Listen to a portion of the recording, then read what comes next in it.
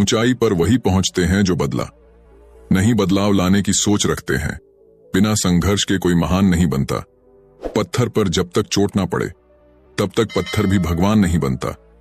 राह संघर्ष की जो चलता है वही संसार को बदलता है। जिसने रातों में जंग जीती है सूर्य बनकर वही निकलता है। फर्क होता है खुदा और फकीर में, फर्क होता है किस्मत और लकीर में। अगर कुछ चाहो और ना मिले तो समझ लेना कि कुछ और अच्छा लिखा है तकदीर में। तो नमस्कार दोस्तों, स्वागत है आपका हमारे चैनल सिद्धार्थ इंस्पायर पर।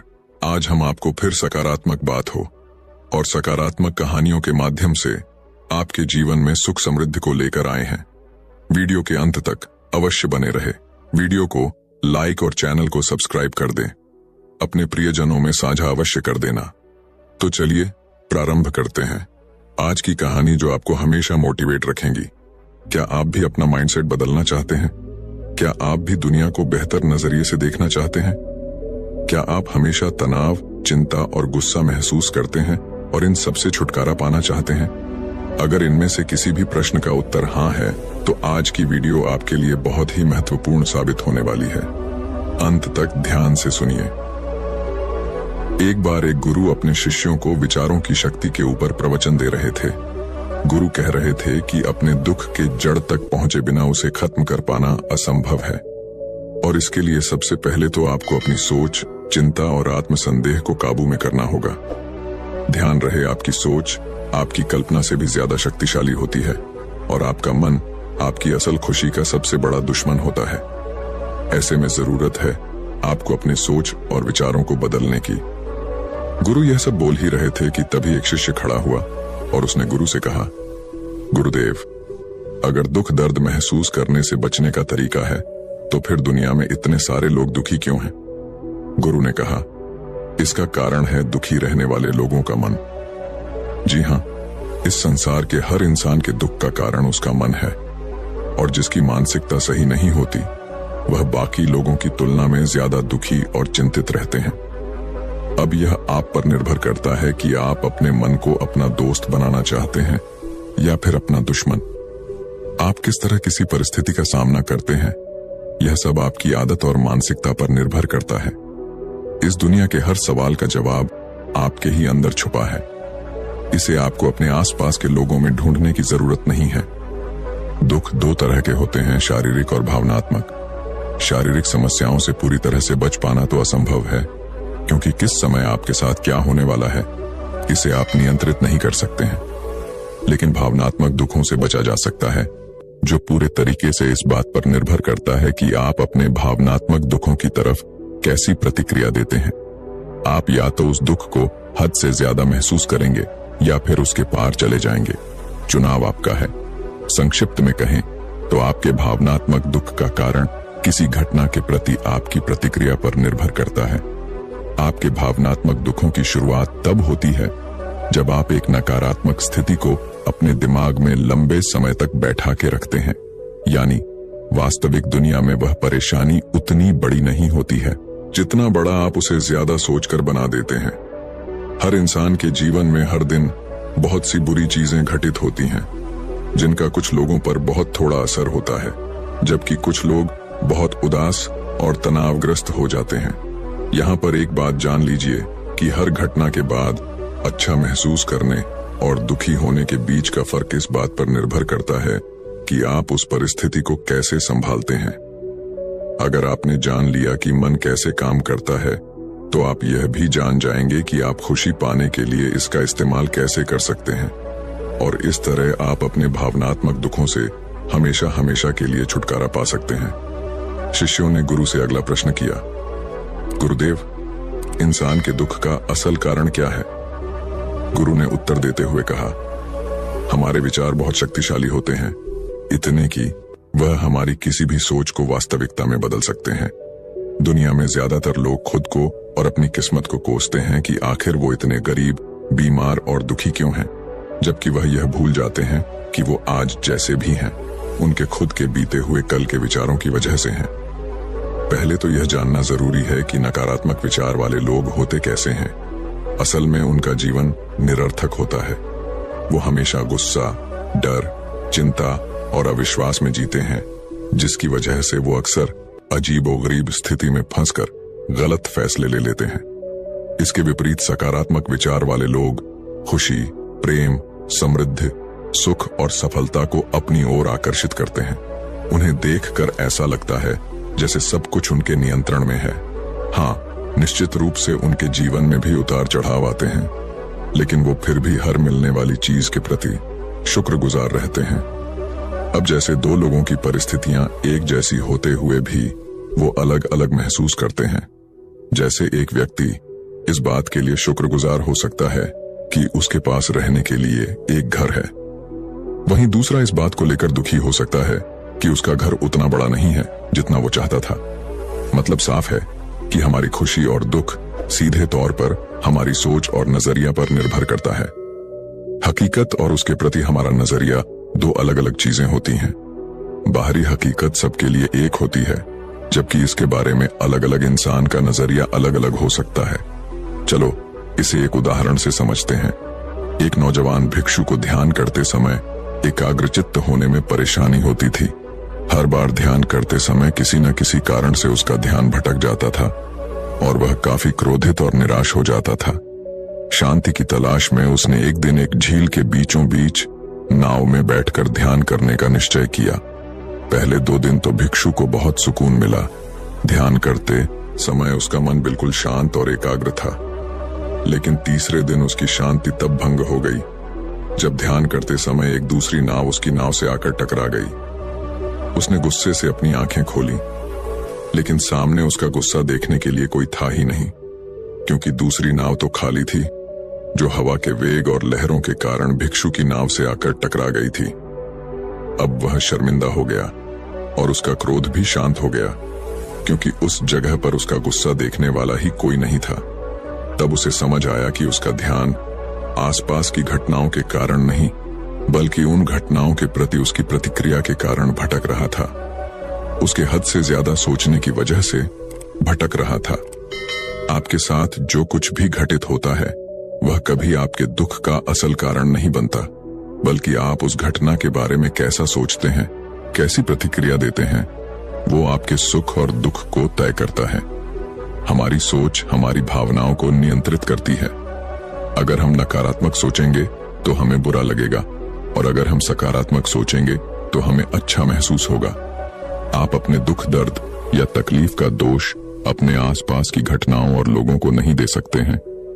बस यही जीवन के उतार चढ़ाव, हार गए और सुख दुख का सार है। अपने जीवन को मुश्किल बनाने वाले आप खुद ही हैं। क्या आपने कभी सोचा है कि बुरे और नकारात्मक विचारों के बिना आपका जीवन कैसा होता? मैं बताता हूं, बुरे विचारों के बिना आप ज्यादा अच्छा और सुकून भरा जीवन जीते। चिंता और दुख आपसे दूर हो जाते और आप हमेशा प्रसन्न रहते। ध्यान रहे, कोई भी घटना या परिस्थिति आपको दुख नहीं पहुंचा सकती, बस आपकी सोच ही आपके दुख का असल कारण होती है। शिष्यों ने गुरु से अगला प्रश्न किया। एक शिष्य ने पूछा, गुरुदेव, हम ज्यादा खुश और आजाद कैसे महसूस कर सकते हैं? गुरु ने कहा, हमारे दिमाग में एक दिन में लगभग 60,000 विचार आते हैं, जिनमें से लगभग 6,000 विचार तो अपने आसपास के लोगों को प्रतिक्रिया देने की वजह से आते हैं, और इन 6,000 में से भी लगभग 90% विचार नकारात्मक होते हैं। ऐसा इसलिए नहीं होता क्योंकि हमें नकारात्मक सोचने में मजा आता है, बल्कि ऐसा इसलिए होता है क्योंकि यह विचार हमें जिंदा रहने में मदद करते हैं।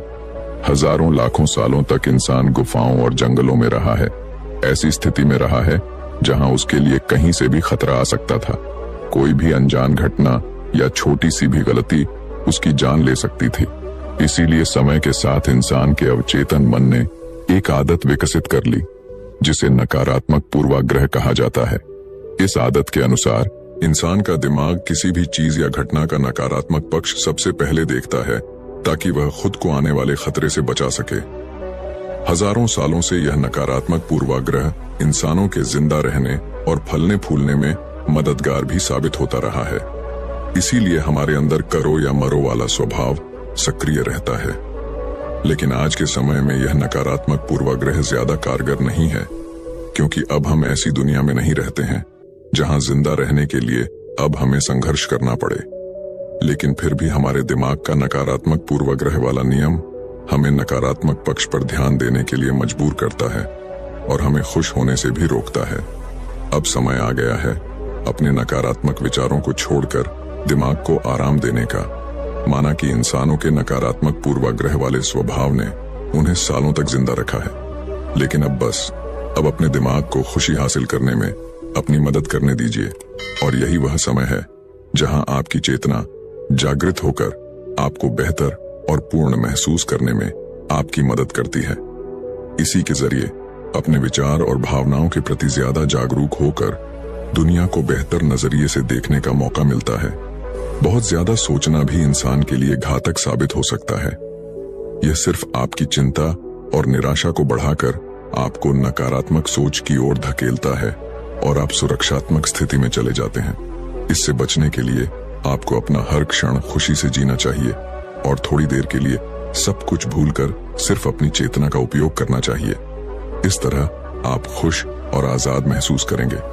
तो फिर आज इसी क्षण से यह सोचना बंद कीजिए कि चीज कैसी होनी चाहिए और यह देखना शुरू कीजिए कि वह वाकई में क्या हो सकती है। शिष्यों ने गुरु से अगला प्रश्न किया, सोच और विचार में क्या अंतर है? गुरु ने कहा, सबसे पहले तो आपके लिए विचार और सोच के बीच के फर्क को समझना बेहद जरूरी है।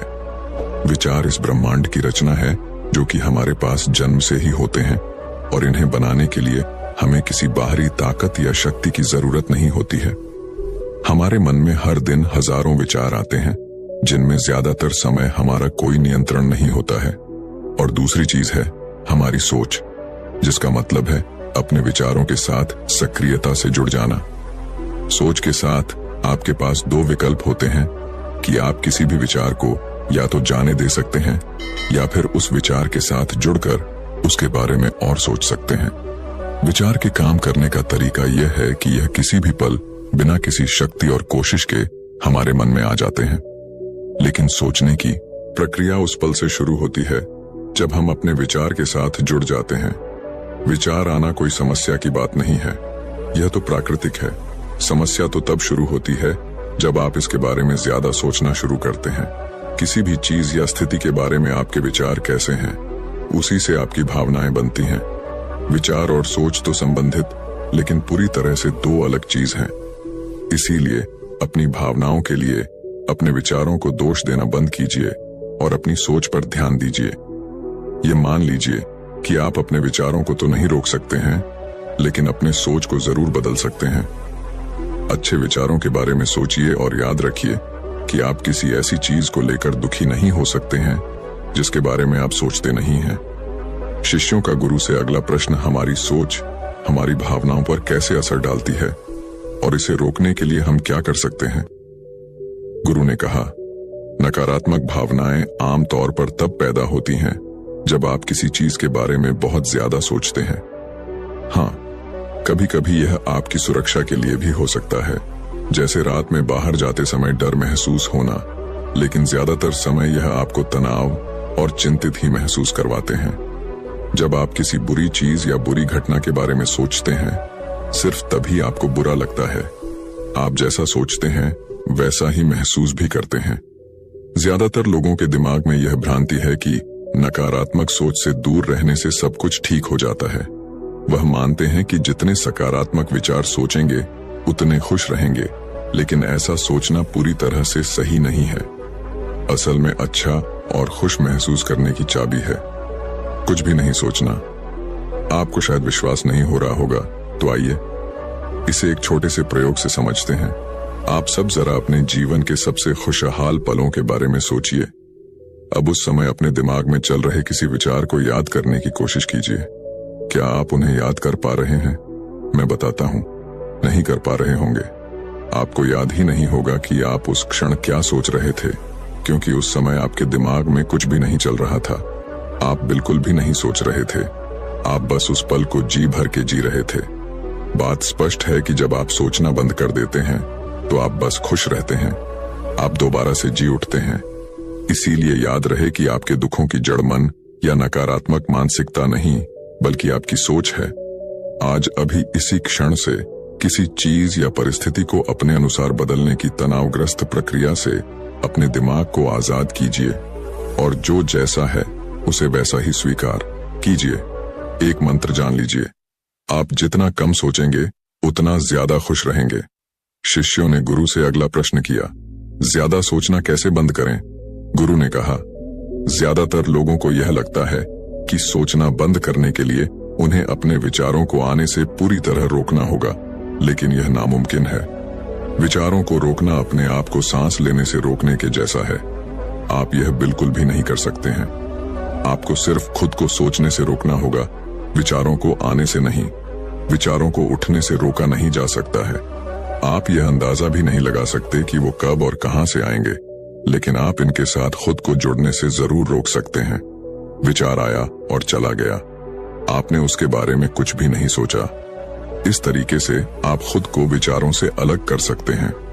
हाँ, इसका यह मतलब भी नहीं है कि आप पूरी तरह से सोचना ही बंद कर दीजिए।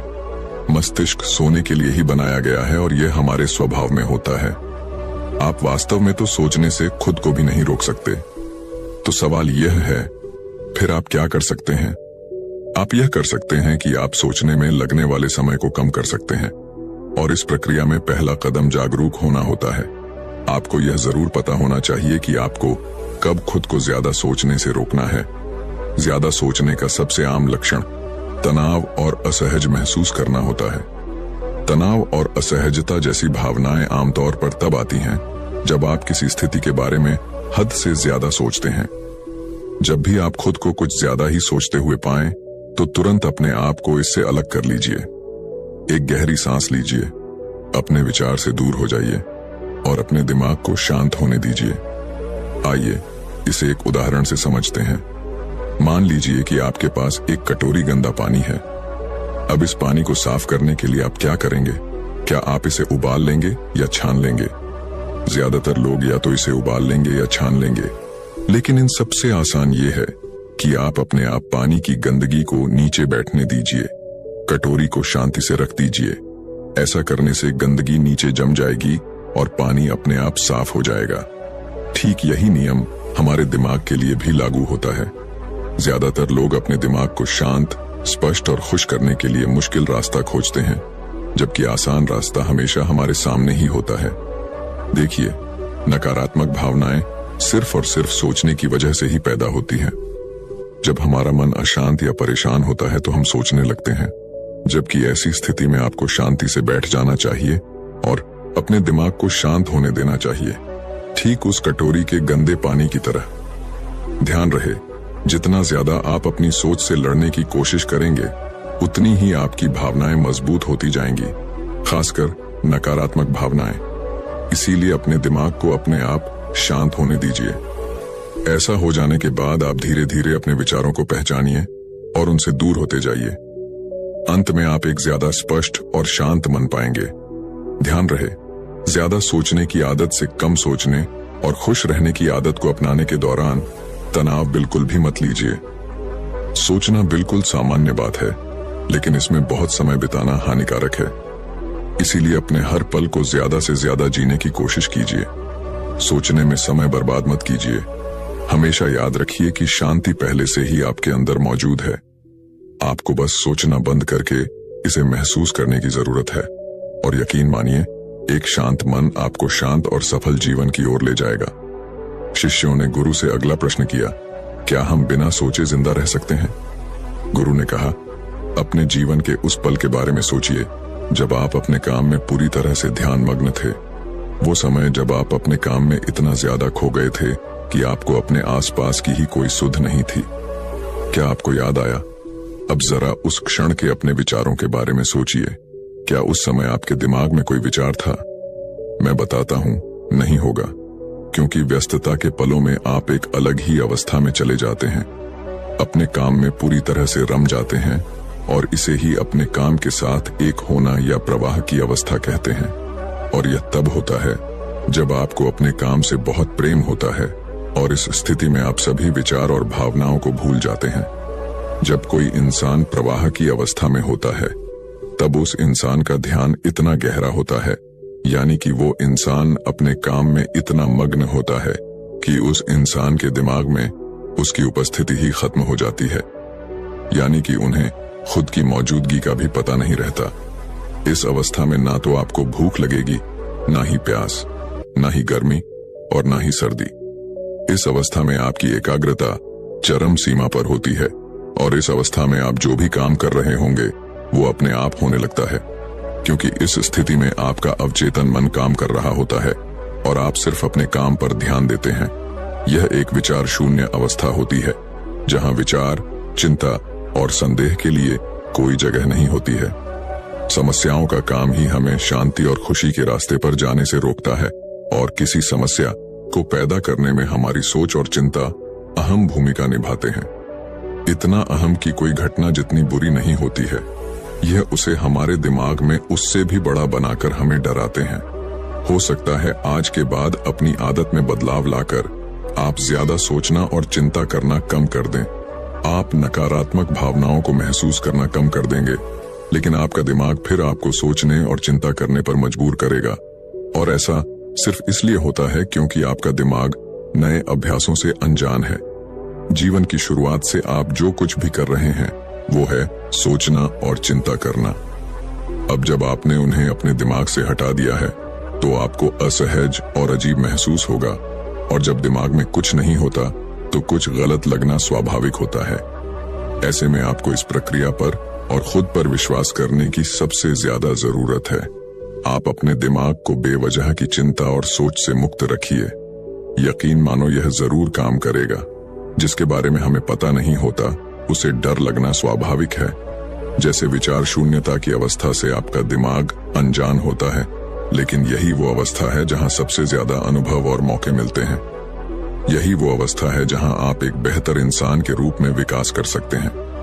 अब आपको फिर से उन बुरी आदतों में पड़ने की जरूरत नहीं है जो आप में पहले थी।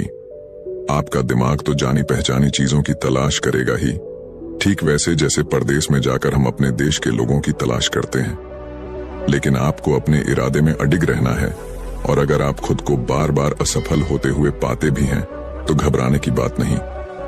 गलतियां भी इंसान के जीवन का ही हिस्सा होती हैं।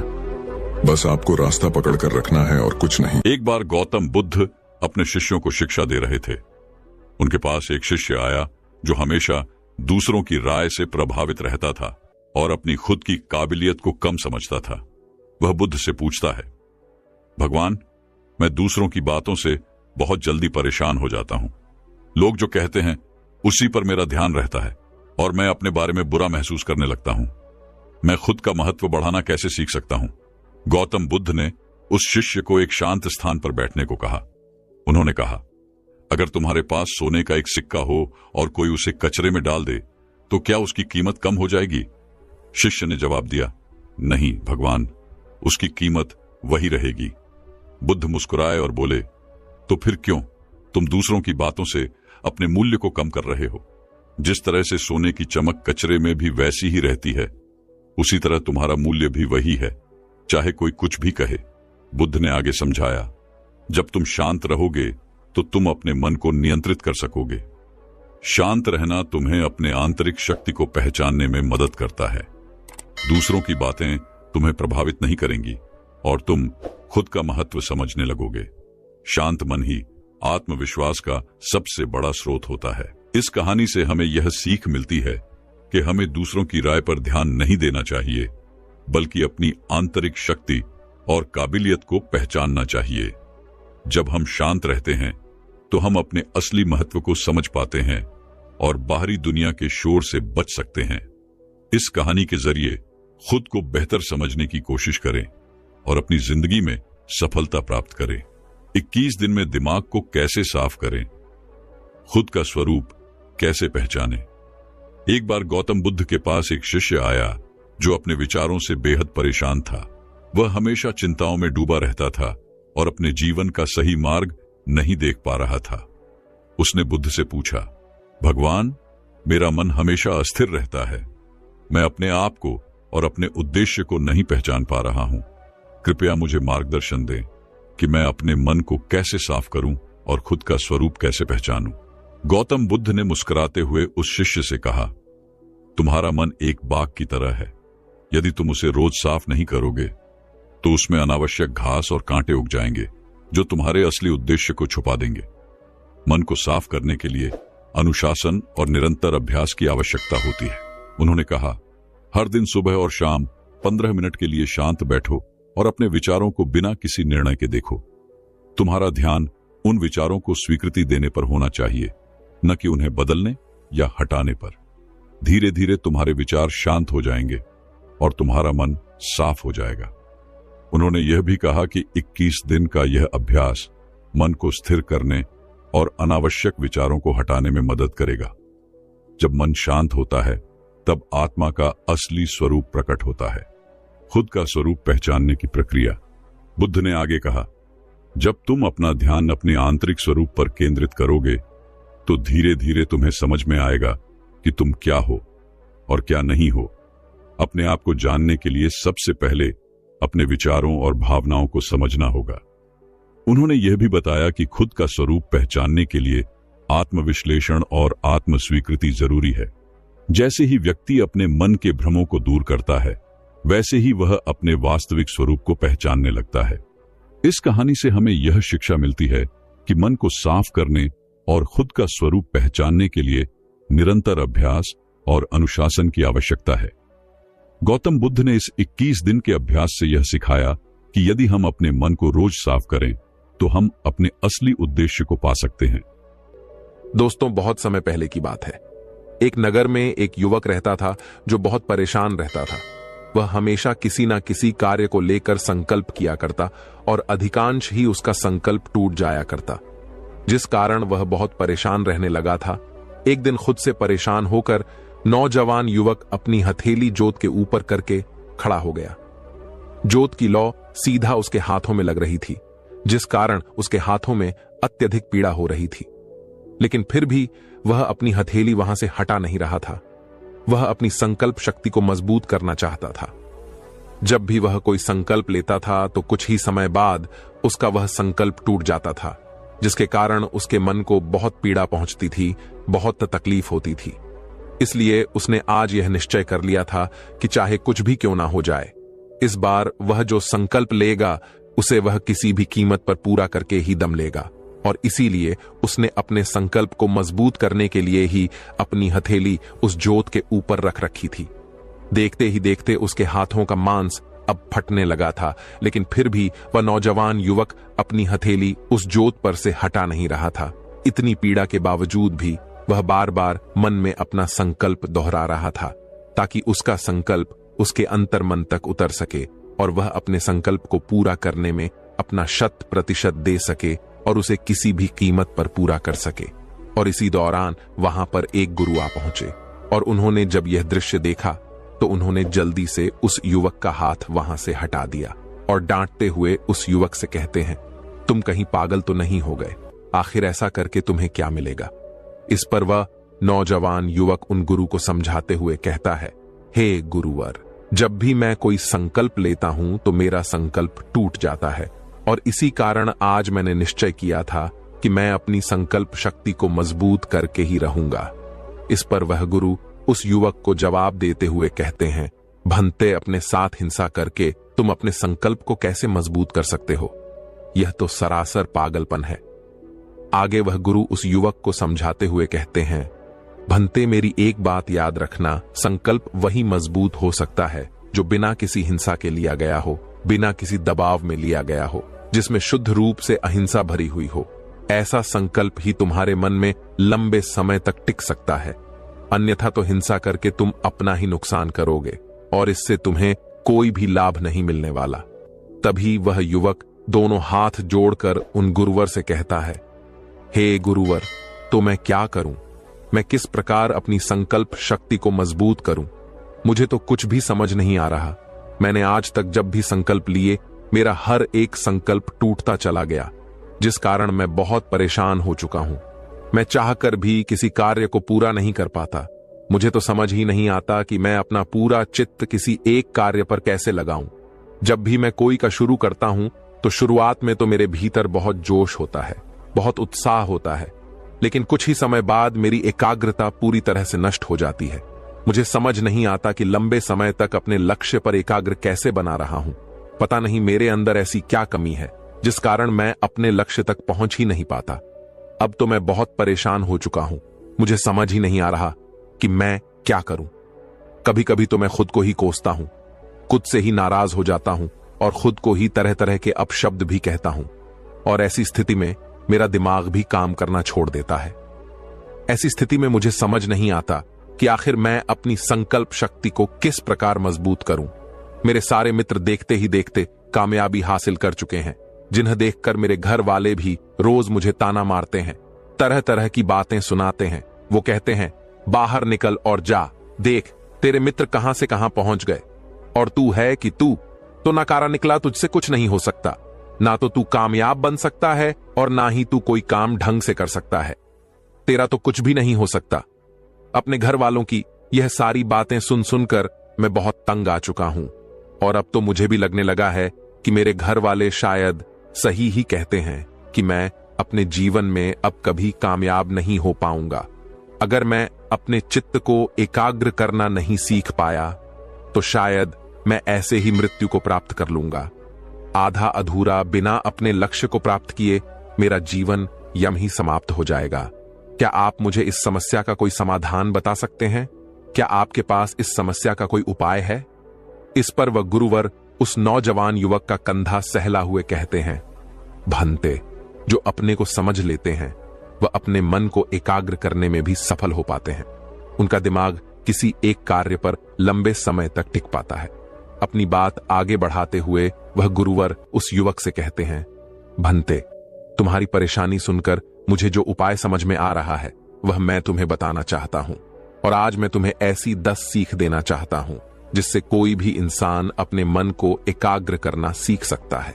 और जैसा कि तुमने कहा कि मन को एकाग्र करना इतना आसान नहीं, किंतु निरंतर अभ्यास से और कड़ी मेहनत से तुम यह मुमकिन कर सकते हो। लेकिन मेरी एक बात और याद रखना कि इन्हें अपने जीवन में उतारने के लिए तुम्हें कुछ नियमों का भी पालन करना होगा। यदि तुम उन नियमों का पालन नहीं करोगे तो तुम कितनी भी कड़ी मेहनत क्यों ना कर लो, तुम निरंतर अभ्यास ही क्यों ना कर लो, लेकिन तुम अपने मन को एकाग्र करना नहीं सीख पाओगे। इसलिए अपने मन को एकाग्र करना जितना ज्यादा जरूरी है उतना ही इन नियमों का पालन करना भी आवश्यक है। इसलिए इन नियमों को बड़े ही ध्यानपूर्वक सुनना। इसके बाद वह गुरुवर उस युवक से पहला नियम बताते हुए कहते हैं, भंते, जिस प्रकार एक सांप अपनी केचुल्ली उतारता रहता है, ठीक उसी प्रकार एक मनुष्य को भी अपना अतीत अपने मन पर से हमेशा हटाते रहना चाहिए। अन्यथा तो आप उसके अतीत के बोझ तले ही दबे रह जाओगे और आपका मन धीरे धीरे बूढ़ा होता चला जाएगा। तुम्हारे अतीत की असफलताएं, तुम्हारे पाप, तुम्हारे द्वेष, तुम्हारी जलन, तुम्हारे लालच, सब कुछ तुम्हारे अतीत में ही दफन है और वह तुम्हें कभी भी वहां से निकलने नहीं देना चाहते। इसलिए उस अतीत को अपने मन से निकाल फेंको, तभी तुम्हारा मन हल्का हो पाएगा और तुम कुछ नया सोच और समझ पाओ। आगे वो गुरुवर दूसरा नियम बताते हुए कहते हैं, तुम्हारा शरीर ही तुम्हारी सबसे बड़ी संपत्ति है। अगर इस बात को तुम दिमाग में बैठा लोगे तो तुम अपने शरीर के साथ कभी भी खिलवाड़ नहीं करोगे। महात्मा बुद्ध के जीवन की एक अद्भुत घटना के बारे में वो गुरुवर बताते हुए कहते हैं, भंते, एक बार महात्मा बुद्ध जब ध्यान के प्रताप के लिए इधर उधर भटक रहे थे तो एक गुरु ने उन्हें उपवास करने की सलाह दी और महात्मा बुद्ध अपने गुरुओं की सभी बातों का पालन किया करते थे और जो भी बातें वह मानते थे उसे पूरे तन और मन से अपनाते थे। वह कभी भी कोई कार्य अधूरा नहीं करते थे, उसे पूरा करके ही दम लेते थे। इसीलिए उन्होंने उपवास के नियम को अपने जीवन का एक बहुत बड़ा हिस्सा बना लिया। लेकिन उपवास करते करते धीरे धीरे समय के साथ उनका शरीर बहुत कमजोर होने लगा था। उनकी अस्थियां साफ साफ नजर आने लगी थीं। उनका शरीर एकदम दुबला पतला सा हो गया था। और एक दिन जब बुद्ध नदी पर नहाने के लिए गए थे तो नहाते नहाते अचानक वह वहीं पर बेहोश हो गए और उन्हें इस अवस्था में एक स्त्री ने देखा। वह स्त्री नदी पर पानी भरने के लिए आई थी और जब उन्होंने महात्मा बुद्ध को इस हालत में देखा तो वह उन्हें किनारे पर लाई और उन्हें होश में लाकर वह उन्हें समझाते हुए कहती है, महाराज, जब आप यहां पर आए थे तो आपके चेहरे पर एक अलग ही तेज था, अलग ही प्रकाश था, एक गरिमा थी, एक राजकुमार जैसा चेहरा था। लेकिन न जाने क्यों आप ऐसी कौन सी तपस्या कर रहे हैं जिससे आप इतने कमजोर होते जा रहे हैं और आपका शरीर इतना दुबला पतला होता जा रहा है, और अब तो आपके चेहरे पर वह तेज भी नहीं रहा। आखिर ऐसा क्या खोज रहे हैं आप, और ऐसी खोज का क्या मतलब? जब आपका शरीर जिंदा नहीं रहेगा तो आपको भला सत्य की अनुभूति कौन कराएगा? और आप तो इसी को खत्म करने पर तुले हुए हैं। फिर भला यह कैसी बुद्धिमानी? मैं आपसे क्षमा चाहती हूं, लेकिन आप ही बताएं महाराज, जब आपका शरीर ही नहीं रहेगा तो आप उस तपस्या के फल को पाकर क्या कर लेंगे? महात्मा बुद्ध ने जब उस स्त्री की सारी बातें ध्यानपूर्वक सुनी तो तत्काल ही महात्मा बुद्ध के मन के वह सारे संशय दूर हो गए, और महात्मा बुद्ध ने यह भी निश्चय कर लिया था कि वह सत्य प्राप्ति के लिए अपने शरीर के साथ अब से कोई भी हिंसा नहीं करेंगे। जी हां, आप लोगों ने बिल्कुल ठीक सुना। हिंसा केवल दूसरों के साथ नहीं, बल्कि हम खुद के साथ भी करते हैं। खुद को तकलीफ देते हैं, खुद को परेशान करते हैं। खुद को प्रताड़क की हिंसा ही तो है। इसलिए जिस प्रकार हम दूसरों के जीवन के प्रति अहिंसा का भाव रखते हैं, ठीक उसी प्रकार हमें अपने शरीर के साथ भी अहिंसा का भाव ही रखना चाहिए, उसकी पूरी देखभाल करनी चाहिए। आखिर वही तो हमारी सबसे बड़ी संपत्ति है। वह गुरुवर उस युवक को तीसरा नियम बताते हुए कहते हैं, भनते चांद, सूरज और सत्य ये ज्यादा दिन तक छुपे नहीं रह सकते, इसलिए हमेशा सच बोलो। झूठ का सहारा कभी भी मत लेना, सिर्फ सत्य बोलो, क्योंकि यह छोटी सी आदत आपके जीवन में बहुत बड़ा बदलाव लाती है। इसके बारे में आप खुद भी नहीं जानते, किंतु यदि आप इस आदत को अपनाएंगे, इसे आजमाएं, तो आपको खुद बखुदातर लोग बेवजह ही झूठ बोलते रहते हैं, जैसे उनकी आदत सी हो गई है, और वह हर बात पर आपको झूठा ही जवाब देंगे। जहां उन्हें झूठ बोलने की भी आवश्यकता नहीं होती, वहां पर भी वह झूठ ही कहते हैं, और इसी कारण वह अपने जीवन में कभी आगे नहीं बढ़ पाते। क्योंकि जहां पर उन्हें अपने आप से सत्य कहने की आवश्यकता होती है, वहां पर भी वह अपने आप से झूठ ही कहते हैं। लेकिन वहीं पर एक बार किसी इंसान को सत्य बोलने की आदत लग गई तो इसका मतलब यह होगा कि वह अपने आप से कभी झूठ नहीं बोल पाएगा। और जब हम खुद से ही सत्य बोलने लगेंगे तो हमें किसी के खोने से कोई फर्क नहीं पड़ने वाला, क्योंकि हम खुद ही सत्य जानते हैं और हम खुद से ही सत्य बोलते हैं। लेकिन इंसान खुद से सत्य तब बोल पाएगा जब वह दूसरों से सत्य बोलेगा, जब वह इसकी आदत डालेगा। क्योंकि हम में से अधिकांश लोग अक्सर दूसरों के सामने झूठ ही बोलते हैं, तो वह खुद से सच बोलने की उम्मीद कैसे रख सकते हैं? सत्य बोलना आपके भीतर निर्मलता लाता है, आपका मन साफ और स्पष्ट हो जाता है, आपके मन में किसी प्रकार का तनाव नहीं रहता और आप चिंता मुक्त हो जाते हैं, जिससे आप कई और पहलों पर विचार कर सकते हैं। आगे वह गुरुवर उस युवक को अगला नियम बताते हुए कहते हैं, भनते गधों की भीड़ में चलने से अच्छा है कि घोड़ा अकेले ही चले। अगर तुम्हें अपनी आध्यात्मिक उन्नति के लिए कोई साथी नहीं मिल रहा, कोई संगति नहीं मिल रही, तो तुम अकेले रहना सीखो। बेवकूफ की संगति में पड़े रहने से अच्छा है कि तुम खुद के लिए कदम उठाओ, खुद को जानो, खुद को पहचानो। क्योंकि यदि तुम उन बेवकूफ की संगत में रहोगे तो वे लोग तुम्हारा केवल फायदा ही उठाने वाले हैं। वह तुम्हें धोखा देंगे, तुम्हें तकलीफ देंगे, जिससे तुम्हारे अंतर्मन को भी एक गहरी पीड़ा पहुंचेगी, जिस कारण तुम्हारा अंतर्मन कभी किसी पर विश्वास नहीं कर पाएगा। और जब तुम्हारा अंतर्मन किसी पर विश्वास नहीं कर पाए, तब तुम खुद पर विश्वास कैसे कर पाओगे? और इन सब का कारण होता है हमारी गलत संगत, क्योंकि हम अधिकांश ही ऐसे लोगों के साथ रहना पसंद करते हैं जिन्हें मौज मस्ती करना अच्छी लगती है, जिन्हें अपना समय बर्बाद करना अच्छा लगता है, जो लोग लक्ष्य पर नहीं बल्कि बेफजूल की बातें करते हैं, बेफजूल के कामों पर ध्यान देते हैं।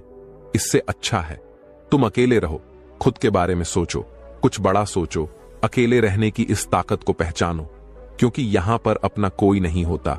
आगे गुरुवर उस युवक को अगला नियम बताते हुए कहते हैं, मनते जो तुम्हारे पास पहले से ही है उसकी कदर करना सीखो, क्योंकि एक इंसान हमेशा ही पहले से अधिक की ख्वाहिश रखता है, हमेशा वह ज्यादा की ख्वाहिश रखता है, और उस ख्वाहिश में, उस उम्मीद में, उस महत्वाकांक्षा में वो यह भूल जाता है कि उसके पास पहले से क्या मौजूद है, उसकी वह कभी कद्र नहीं कर पाता।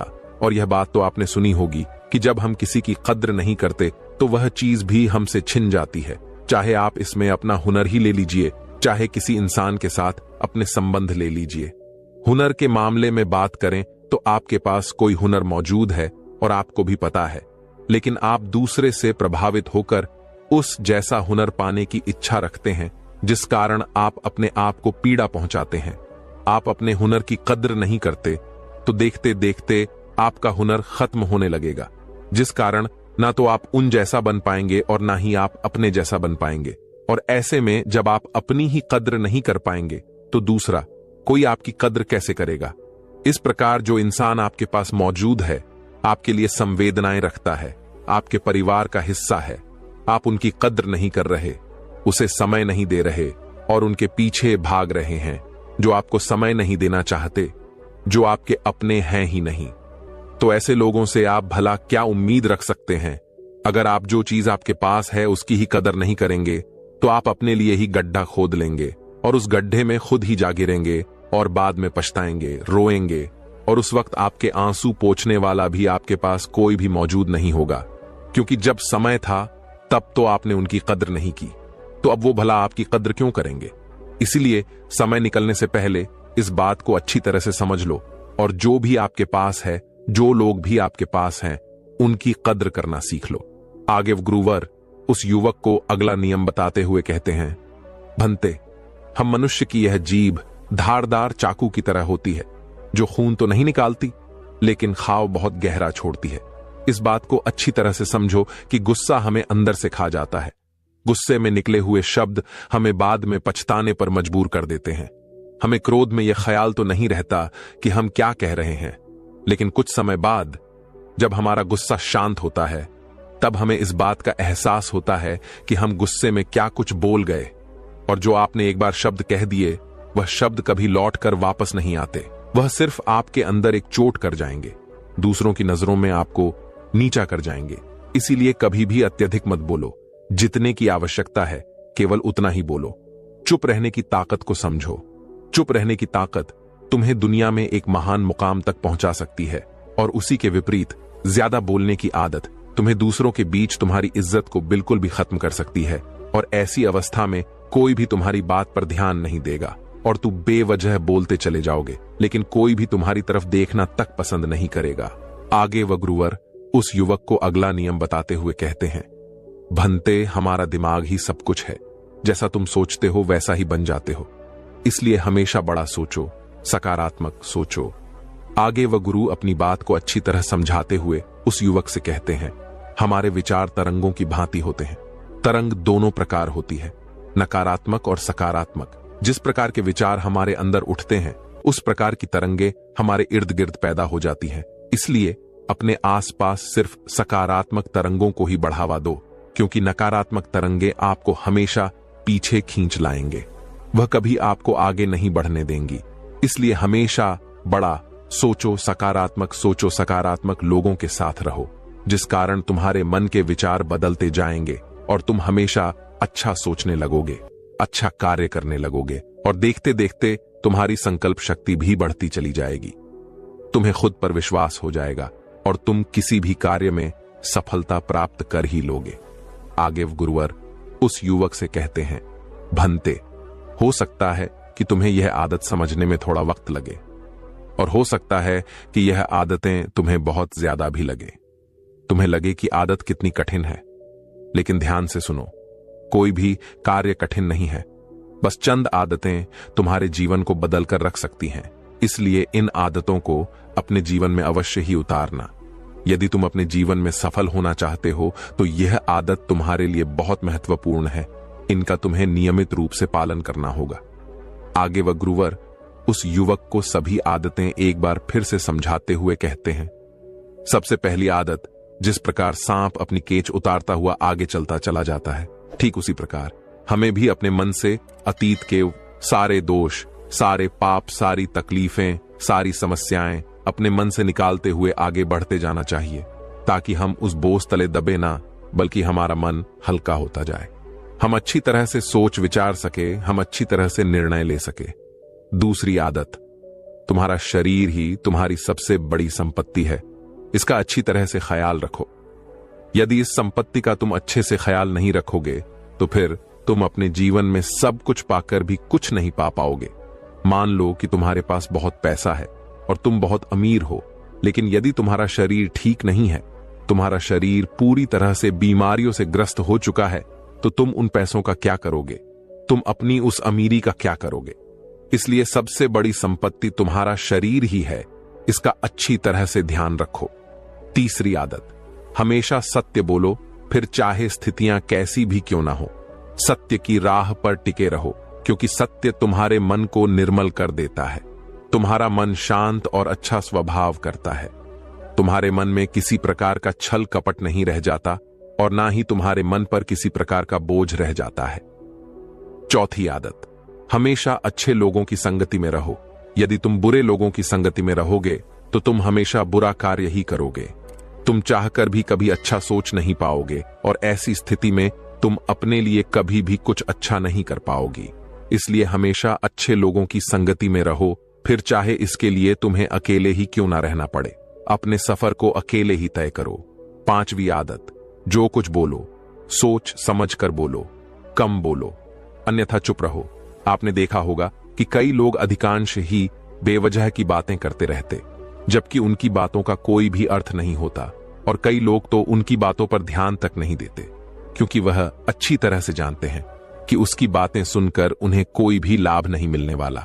इसलिए बेवजह की बातें करने से अच्छा है कि आप कम बोले, जो बोले अच्छा बोले। छठी आदत, अहिंसा का रास्ता अपनाएं। खुद के साथ कभी हिंसा नहीं करनी चाहिए, क्योंकि हम अधिकांश ही खुद को कोसते हैं, खुद को दोष देते हैं, खुद को ताड़ना देते हैं, तरह तरह की तकलीफें देते हैं, और ये सभी हिंसाएं हम अपने साथ ही करते हैं। हम अपने शरीर के साथ ही करते हैं, जिस कारण हमारा शरीर देखते ही देखते कमजोर होने लगता है, और इस बात का हमें तनिक भी एहसास नहीं होता। हमें तो लगता है कि हमें इस बीमारी ने घेर रखा है, किंतु आप यदि अपने विचारों पर ध्यान देंगे तो आप ये समझ जाएंगे कि अधिकांशतः आपके विचार ही आपके शरीर को कमजोर बनाने में आपकी सहायता कर रहे हैं। इसलिए अपने विचारों को मजबूत बनाएं, सकारात्मक सोचें, अच्छा सोचें, जिससे आपका शरीर भी मजबूत बनने लगेगा। सातवीं आदत, जो कुछ हम सोचते हैं आखिर हम वही बन जाते हैं, इसलिए हमेशा सकारात्मक सोचें, अच्छा सोचें, बड़ा सोचें। इतना कहकर वह गुरुवर उस युवक से कहते हैं, मनते, यदि तुमने यह 7 आदत अपने जीवन में उतार ली तो तुम पूरी तरह से बदल जाओगे। तुम्हारी एकाग्रता अपने आप ही बढ़ती चली जाएगी। यदि तुम निरंतर ध्यान के साथ इन सभी नियमों का पालन करते हो, इन सभी नियमों को अपने जीवन में उतारते हो, तो तुम अपने जीवन में अवश्य ही सफलता प्राप्त कर पाओगे। फिर चाहे वह लक्ष्य कितना भी बड़ा क्यों ना हो, कितना भी कठिन क्यों ना हो, तुम उस तक अवश्य ही पहुंचोगे। इतना कहकर वह गुरुवर शांत हो गए, और वह युवक अच्छी तरह समझ चुका था कि वह अपने जीवन में क्या गलतियां कर रहा था। उस युवक ने दोनों हाथ जोड़कर उन गुरुवर का धन्यवाद किया और वहां से अपने घर चला गया। एक समय की बात है, गौतम बुद्ध के पास एक व्यक्ति आया जो बहुत ही परेशान और दुखी था। उसने बुद्ध से कहा, भगवान, मैं हमेशा दूसरों की बातों और उनके विचारों से प्रभावित होता हूं। लोग मुझे बहुत कुछ कहते हैं और मैं उनमें खो जाता हूं। मुझे अपनी खुद की पहचान ही नहीं मिलती। मैं क्या करूं? गौतम बुद्ध ने उसे ध्यान से सुना और मुस्कुराते हुए कहा, यदि तुम दूसरों की बातों और उनकी धारणाओं पर ध्यान दोगे तो तुम अपनी असली शक्ति और आत्मा को खो दोगे। जो लोग तुम्हारे बारे में सोचते हैं वह उनके विचार हैं और उनका तुम्हारे सत्य से कोई संबंध नहीं है। तुम्हें अपने मन और आत्मा पर ध्यान केंद्रित करना चाहिए, न कि बाहरी दुनिया की धारणाओं पर। बुद्ध ने उसे एक उदाहरण दिया। एक तालाब में जब पानी शांत होता है तो उसमें आसमान का सही प्रतिबिंब दिखाई देता है, लेकिन यदि पानी में लहरें उठती हैं तो आसमान धुंधला और विकृत हो जाता है। वैसे ही जब तुम दूसरों के विचारों और बातों पर ध्यान केंद्रित करते हो तो तुम अपने अंदर की शांति और संतुलन खो देते हो। खुद पर ध्यान देने के मार्ग। ध्यान, मेडिटेशन, अपने मन को शांत करने और आंतरिक शांति पाने का सबसे अच्छा तरीका ध्यान है। ध्यान के माध्यम से तुम अपनी आंतरिक शक्ति और सत्य को पहचान सकते हो। स्व अनुशासन।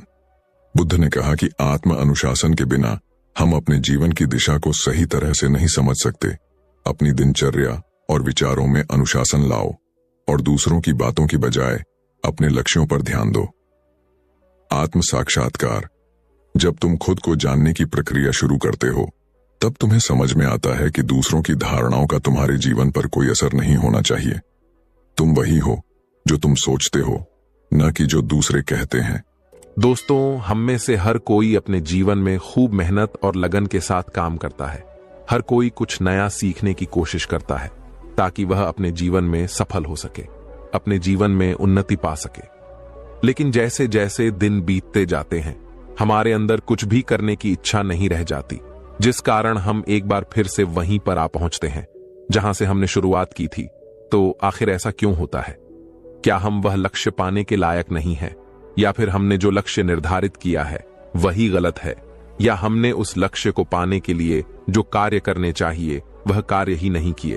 अर्थात जिस दिशा में हमें आगे बढ़ना चाहिए था, हम उस दिशा में आगे ना बढ़ करके किसी और दिशा में जा रहे हैं।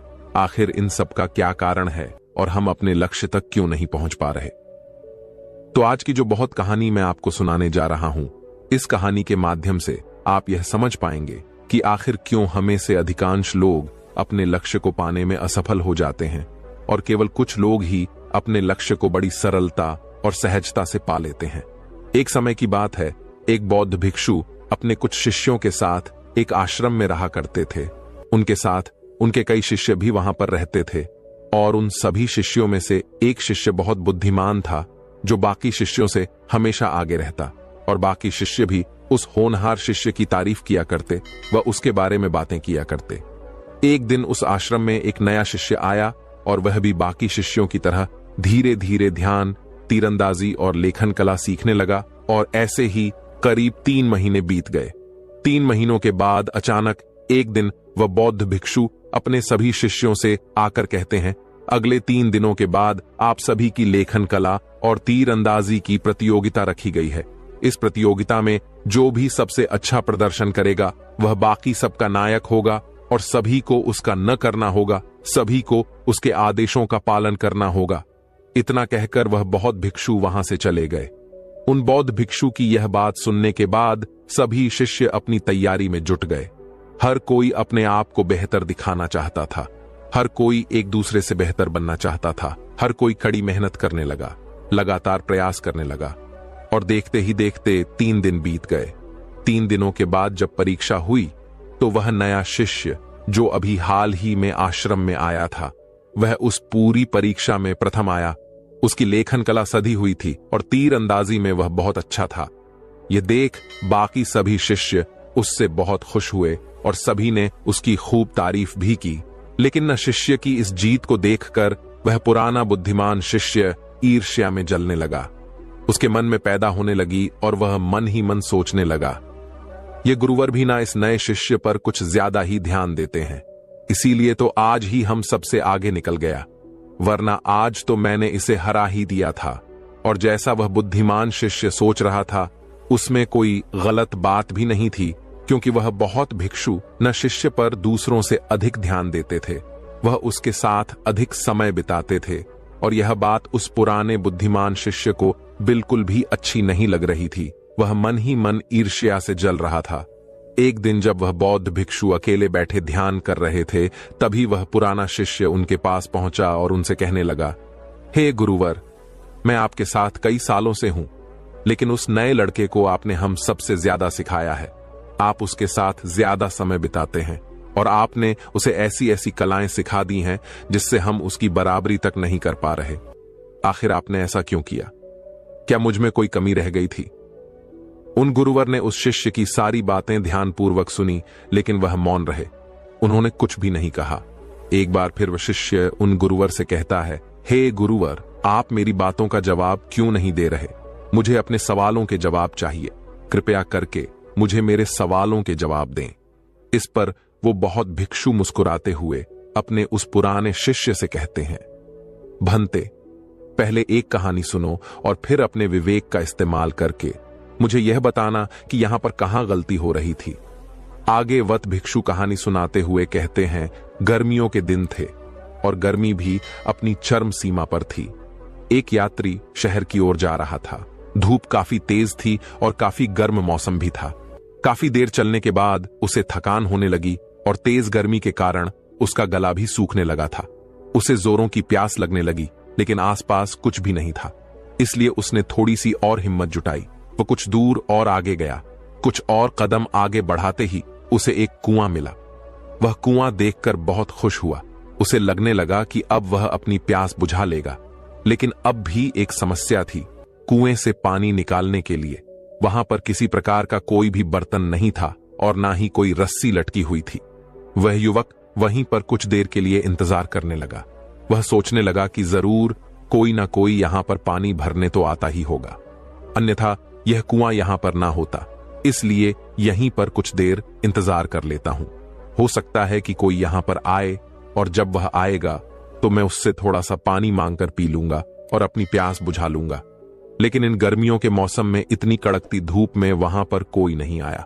काफी देर इंतजार करने के बाद आखिरकार वह युवक निराश हो गया और निराश होकर आगे की ओर चल पड़ा।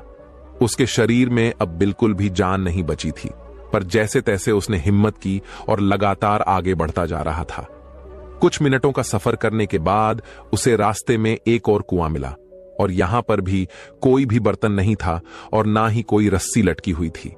उस युवक ने आसपास देखा, इधर उधर नजर घुमाई, लेकिन उसे कोई भी नहीं दिखा। वह युवक अब सोच में पड़ गया कि मैं क्या करूं, आखिर मैं इस कुएं से पानी कैसे निकालूं? मेरे पास तो कोई बर्तन भी नहीं है, आखिर मैं पानी कैसे पीऊं? मेरा गला पूरी तरह से सूख चुका है और मुझे यदि कुछ देर तक पानी ना मिला तो हो सकता है कि मेरी मृत्यु हो जाए। वह युवक यहां वहां देखने लगा। तभी अचानक झाड़ियों में उसे एक मटका नजर आया जो टूटा हुआ था। उस युवक ने तुरंत ही वह मटका उठाया और वह कुएं के पास आया और उस युवक ने देखा तो पानी अब भी काफी नीचे था। एक बार फिर उस युवक ने नजर दौड़ाई। यहां वहां देखा तो उसे पासी में लंबे लंबे घास नजर आए। उस युवक ने उन लंबी घास में से कुछ घास काट ली और उसकी रस्सी बनाकर कुएं से पानी निकाला और वह पानी पीकर तृप्त हो गया। उन गुरुवर ने इस कहानी को यहीं पर समाप्त किया और उसके बाद वह अपने उस शिष्य से कहते हैं, भंते, अब बताओ, युवक तो वही था और कुआं भी उसे मिल चुका था, लेकिन समस्या एक ही थी, दोनों ही कुएं पर बर्तन और रस्सी नहीं थी। फिर आखिर उस युवक ने दूसरे कुएं से पानी क्यों पिया? इस पर शिष्य जवाब देते हुए कहता है, हे गुरुवर, क्योंकि उसका गला सूख चुका था और उसे जोरों की प्यास लगी थी और उसे पानी पीने की तीव्र इच्छा जाग उठी थी। अगर वह पानी नहीं पीता तो उसकी जान भी जा सकती थी। इस पर वह बहुत भिक्षु अपने उस शिष्य से कहते हैं, बिल्कुल ठीक, वैसे ही नए शिष्य और बाकी सभी शिष्यों में इच्छा की तीव्रता का अंतर है। सबसे पहले तो तुम यह समझो कि जो भी इच्छाएं तुम्हारे अंतर्मन में बैठी हुई हैं, वही समय आने पर बाहर प्रकट होती हैं और वैसे ही तुम्हें परिणाम भी मिलते हैं। इस पर वो शिष्य उन गुरुवर की बात काटते हुए कहता है, हे गुरुवर, आखिर आप क्या कहना चाहते हैं? कहीं आपका अर्थ यह तो नहीं कि हमने मेहनत नहीं की? तभी वह गुरुवर मुस्कुराते हुए अपने उस शिष्य से कहते हैं, भंते, मेहनत तो हर कोई करता है, लेकिन हर किसी के अंतर की इच्छा अलग होती है। यहां पर हर कोई अलग अलग है। कोई दुख से बचने के लिए पढ़ रहा है, तो कोई दूसरों को दिखाने के लिए, तो कोई सच में बेहतर बनने के लिए। और जैसे उनके अंतर मन में इच्छाएं होती हैं, वैसे ही उन्हें परिणाम भी मिलते हैं। तुम्हारे अंतर मन में क्या चल रहा है और सच में तुम अपने भीतर से क्या चाहते हो, यह सब तुम अपने पिछले परिणामों से समझ सकते हो। पिछले परिणामों को देखकर यह जान सकते हो। इस पर वशिष्ठ उन गुरुवर से प्रश्न करते हुए कहता है, हे गुरुवर, आपके अनुसार इंसान को वही मिलता है जो वह अपने अंतर मन से चाहता है, लेकिन कभी कभी हमारे साथ ऐसा भी तो होता है कि हम चाहते कुछ और है और होता हमारे साथ कुछ और है, अर्थात हम जो नहीं चाहते वह हमारे साथ हो जाता है। ऐसा क्यों? शिष्य के इस प्रश्न का जवाब देते हुए वह गुरुवर उस शिष्य से कहते हैं, भंते, ऐसा हमारे मन में बैठी हुई उन विपरीत इच्छाओं के कारण होता है, जिसमें कुछ इच्छाएं हमें एक अलग दिशा में ले जाती हैं और वहीं पर कुछ इच्छाएं हमें दूसरी ओर खींचती हैं, जिस कारण हमारा मन विचलित होने लगता है और हम यह समझ नहीं पाते कि हम क्या करें, हम किस तरफ जाएं, हम कौन सा निर्णय लें। और जब हम थक हार कर कोई निर्णय नहीं ले पाते तो हम वहीं के वहीं रह जाते हैं। एक तरफ तुम तीर अंदाज बनना चाहते हो तो दूसरी तरफ तुम्हें लगता है कि इतनी अधिक मेहनत भला कौन करेगा, इससे अच्छा तो आराम है, जिसमें आनंद आता है, सुख है, तो इसका अर्थ तो यही हुआ कि तुम भीतर से सुख चाहते हो, आराम चाहते हो। तो ऐसे में तुम भला एक सर्वश्रेष्ठ धनु उधर कैसे बन सकते हो? और तीसरी तरफ तुम्हें एक जगह ध्यान लगाना भी कठिन लगता है। ऐसे में पहली इच्छा का प्रभाव दोनों इच्छाओं को खत्म करता रहता है, और यही कारण है कि तुम एक बुद्धिमान शिष्य होते हुए भी, तुम चाहते हुए भी ज्यादा नहीं सीख पाते। तभी वह शिष्य उन गुरुवर से एक और प्रश्न करते हुए कहता है, हे गुरुवर, आपने जो कुछ भी कहा वह बिल्कुल सत्य है, और मैं यह भी अच्छी तरह से समझ चुका हूं कि अगर मुझे सीखना है तो मुझे अपने अंतर मन में तीव्र इच्छा पैदा करनी होगी। लेकिन हम यह भी तो पढ़ते हैं कि हमको वैराग्य विकसित करना चाहिए, एक भिक्षु को इच्छा रहित होना चाहिए। तो ऐसे में हम अपने अंतर मन में तीव्र इच्छा कैसे पैदा करें? क्योंकि यह दोनों ही बातें अलग अलग हैं, दोनों ही बातें बिल्कुल विपरीत है। ऐसे में हम इच्छा और आनंद दोनों कैसे प्राप्त कर सकते हैं? तभी गुरुवर मुस्कुराते हुए अपने उस शिष्य से कहते हैं, भंते, जब तुम्हारे मन में कोई इच्छा नहीं होती तो मन का अस्तित्व शून्य हो जाता है, और इस पल में आनंद अनंत हो जाता है। और यही वह पल है जब पूरी कायनात तुम्हारे पीछे चलती है, लेकिन हर कोई आनंद की इस स्थिति तक पहुंच नहीं पाता। यह हर किसी के लिए संभव नहीं है। तभी वो शिष्य उन गुरुवर की बात काटते हुए कहता है, हे गुरुवर, ऐसी स्थिति में हमें क्या करना चाहिए? उस शिष्य के इस प्रश्न का जवाब देते हुए वह गुरुवर कहते हैं, भंते, तुम्हें बाकी इच्छाओं को भटकाव मानकर त्याग देना चाहिए और केवल एक ही इच्छा पर पूरा ध्यान केंद्रित करना चाहिए, क्योंकि एक इच्छा बहुत तीव्र होती है और इस तीव्रता में इंसान बहुत ऊपर उठ जाता है।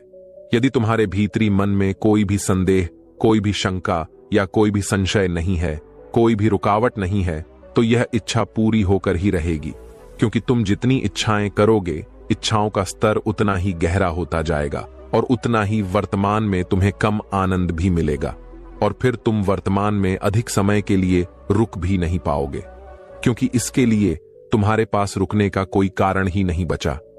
और यही हम में से अधिकांश लोग अपने जीवन में गलतियां करते हैं, क्योंकि वह अपने भीतर कभी झांकते ही नहीं, वह अपनी इच्छाओं के बारे में समझने का प्रयास ही नहीं करते, क्योंकि हमारे रोजमर्रा की जो इच्छाएं हैं वही हमें विचलित करती है। इसलिए सबसे पहले अपने परिणाम देखो और पता करो कि आखिर हमारे अंतर मन में क्या चल रहा है। और यदि उन परिणामों को देखकर तुम्हें ऐसा प्रतीत होता है कि तुम एक ही जगह पर रुके हुए हो, तो इसका अर्थ यह हुआ कि तुम्हारे भीतर विरोधाभासी इच्छाएं चल रही हैं। अर्थात एक इच्छा तुम्हें किसी और दिशा में ले जाना चाहती है, तो वहीं पर दूसरी इच्छा तुम्हें किसी और दिशा में ले जाना चाहती है। ऐसे में तुम कोई सही निर्णय नहीं ले पाओगे और फिर किसी भी दिशा में आगे नहीं बढ़ पाओगे। और ऐसी स्थिति में हमें अपने मन की उन विरोधाभासी इच्छाओं को कम करते हुए केवल एक इच्छा पर ध्यान केंद्रित करना है और उसे ही तीव्र इच्छा में बदलना है।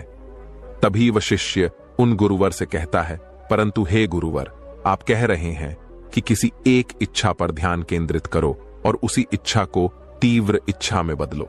लेकिन कैसे? मैं चाहता हूं कि मैं अधिक से अधिक सीखूं, लेकिन दिन निकलते चले जाते हैं और मेरा कुछ भी करने का मन नहीं करता।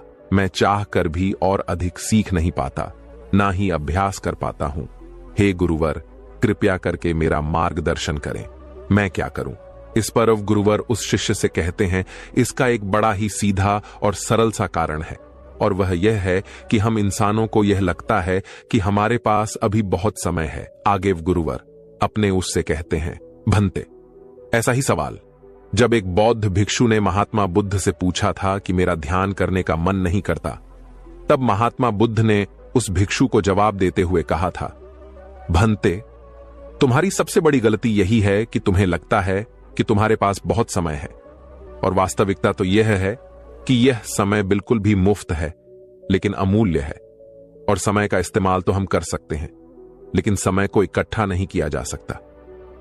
समय निकल जाने पर हमें अफसोस होता है, लेकिन हम समय रहते कोई कार्य नहीं करना चाहते। आगे वह बहुत भिक्षु अपने उस शिष्य को समझाते हुए कहते हैं, भंते, सबसे पहले तो तुम यह समझो कि तुम्हारे पास सीमित समय है।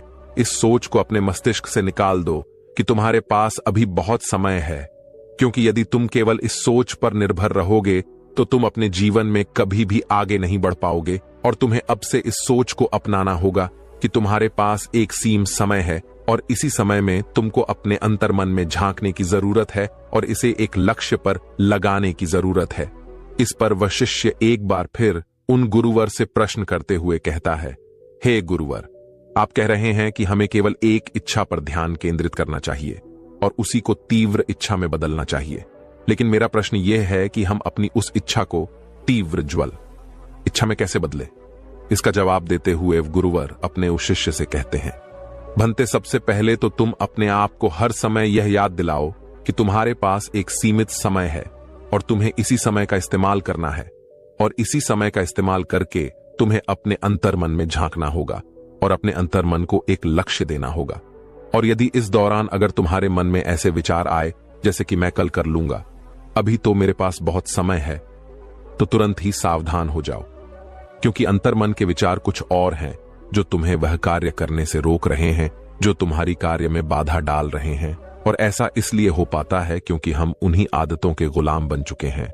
इसलिए इस दौरान सबसे पहले शांत होकर बैठ जाओ और फिर आंखें बंद करके अपने लक्ष्य का चित्र देखो और अब खुद को इस लक्ष्य को पूरा करते हुए देखो कि किस तरह से बिना रुकावट के तुमने बड़ी ही सरलता और सहजता से अपने इस लक्ष्य को पूरा किया है। महसूस करो कि तुम इस लक्ष्य के साथ एक हो चुके हो। इसके लिए धन्यवाद। महसूस करो और देखो कि इस लक्ष्य के अलावा बाकी सारी इच्छाएं तुम्हारे जीवन में धुंधली सी हो गई हैं और देखते ही देखते वह तुम्हारे अंतर्मन में कहीं खो जा रही है। और अब सभी प्रकार की इच्छाओं से मुक्त होकर एक शांति महसूस करो, आनंद महसूस करो, और यही वर्तमान है। और इसी समय में आपको अपने लक्ष्य के लिए तीव्रता भी महसूस होगी। आप धन्यवाद महसूस कर सकते हैं क्योंकि अब आप अपने लक्ष्य के साथ एक हो चुके हैं। हर दिन सुबह उठकर और रात को सोने से पहले अपने लक्ष्य का चित्र अवश्य देखें। उस चित्र में यह देखें कि किस तरह से आप अपने अपने लक्ष्य को बड़ी आसानी और सरलता से आपने उस लक्ष्य को प्राप्त कर लिया है और आप बहुत खुश हैं। ये महसूस करो। चित्र देखने के बाद 5 मिनट तक शांत होकर बैठ जाओ। इस तरह से तुम अपने अंतर मन में एक तीव्र इच्छा पैदा कर पाओगे और उस तीव्र इच्छा के प्रति तुम हमेशा तत्पर रह पाओगे। और इतने सहज तरीके होने के बाद भी लोग इन कामों को टालते रहते हैं क्योंकि उन्हें लगता है कि उनके पास बहुत समय है और यही एक सोच उन्हें अपने लक्ष्य तक कभी पहुंचने नहीं देती। वह उन्हें कभी भी आगे नहीं बढ़ने देती। इसलिए महात्मा बुद्ध हम सबको यह याद दिलाते हैं कि आपकी सबसे बड़ी गलती यही है कि आपको लगता है कि आपके पास समय है, लेकिन इस भागदौड़ के जीवन में आपको पता भी नहीं चलेगा कि शुभ अवसर आपके हाथों से कब निकल गया। आगे वह शिष्य उन गुरुवर से एक और प्रश्न करते हुए कहता है, हे गुरुवर, मैं यह तो अच्छी तरह से समझ गया कि मैं अपने अंतर्मन में एक तीव्र इच्छा कैसे पैदा करूं, लेकिन अब भी मेरे मन में एक प्रश्न शेष रह गया है और वह यह है कि मैं अपने अत मन में बैठी हुई उन अन्य इच्छाओं को कैसे हटाऊं, मैं उनसे कैसे मुक्त हो। इसका जवाब देते हुए भगुर वह अपने उस शिष्य से कहते हैं, भंते, इसके लिए तुम अभ्यास करो। तुम्हें पता भी नहीं है कि तुम्हारे भीतर कौन कौन सी इच्छाएं चल रही हैं, लेकिन जब तुम एक ही दिशा में चलो तो कुछ अंतर्मन की इच्छाएं डर, आलस और संदेह का रूप लेकर प्रकट होंगी और यही वह समय होगा जब तुम्हें डटकर इनका सामना करना होगा। अर्थात तुम्हें इन सभी का त्याग करना होगा और अपना पूरा ध्यान केवल अपनी एक इच्छा पर बनाए रखना होगा। और यही वह तरीका है जिससे तुम बड़े से बड़ा लक्ष्य भी आसानी से हासिल कर सकते हो। इतना कहकर वह बहुभिक्षु शांत हो गए और शिष्य के भी सभी सवालों के जवाब उसे मिल चुके थे। वह अब बहुत प्रसन्न था और वह उन गुरु को प्रणाम करके वापस अपनी कुटिया में लौट जाता है और ध्यान करने लग जाता है। दोस्तों, अगर आप भी अपने जीवन में कोई बड़ा लक्ष्य हासिल करना चाहते हैं तो आपको भी अपने अंतर्मन में बैठी हुई उन सभी इच्छाओं का त्याग करना ही होगा जो आपके लक्ष्य के विरोध जाती हैं, अर्थात जो आपको अलग दिशा में ले जा रही है। आपको तो केवल एक लक्ष्य चुनना है, एक इच्छा चुननी है और उसे तीव्र इच्छा में परिवर्तित करना है। उसके बाद आप स्वयं ही अपने लक्ष्य की ओर आगे बढ़ते चले जाएंगे। आपको केवल अपनी दिशा पर ध्यान देना है और उसमें आगे बढ़ते चले जाना है। नमो बुद्धाय।